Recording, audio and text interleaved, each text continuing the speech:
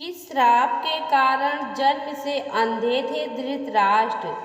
पौराणिक कथा के अनुसार धृतराष्ट्र अपने पूर्व जन्म में बहुत ही पापी राजा थे। वह किसी की भी भावनाओं का ख्याल नहीं रखते थे। महज अपनी प्रसन्नता के लिए वह किसी को भी परेशानी में डाल देते थे।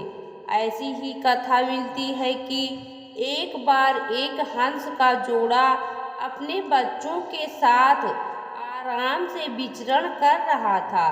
तभी राजा धृतराष्ट्र ने आदेश दिया कि उस हंस की आँख को फोड़ दिया जाए।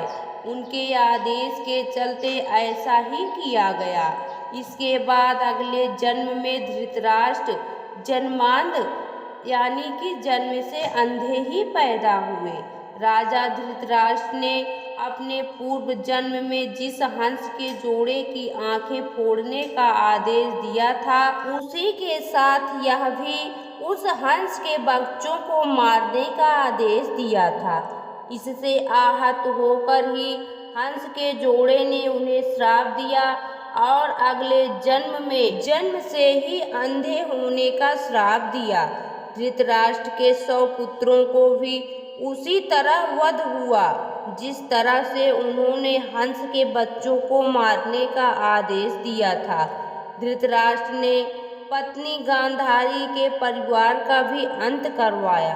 धृतराष्ट्र के लिए उनकी पत्नी गांधारी का समर्पण भाव इतना गहरा था कि यह ज्ञात होते ही धृतराष्ट्र अंधे हैं, उन्होंने भी अपनी आंखों पर पट्टी बांध ली और आजीवन बांधे ही रखी। धृतराष्ट्र ने उनके ही परिवार का अंत करवा दिया। कथा मिलती है कि गांधारी की कुंडली में दोष था। इसकी वजह से धृतराष्ट्र से पहले उनका विवाह एक बकरे से किया गया और उसकी बलि दे दी गई थी। यह बात धृतराष्ट्र को नहीं बताई गई थी, लेकिन जैसे ही उन्हें इस बात का पता चला तो वह गांधार नरेश सुबल को दोषी मानने लगे।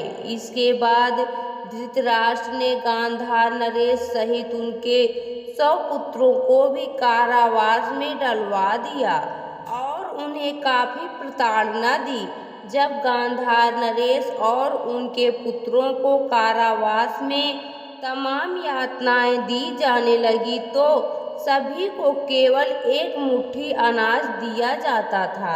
इससे एक एक करके सुबल के सभी पुत्र मृत्यु को प्राप्त होने लगे।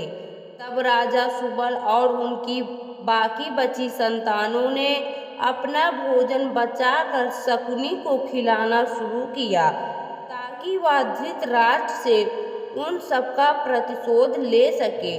यही वजह थी कि शकुनी ने हस्तिनापुर में सभी का विश्वास जीता।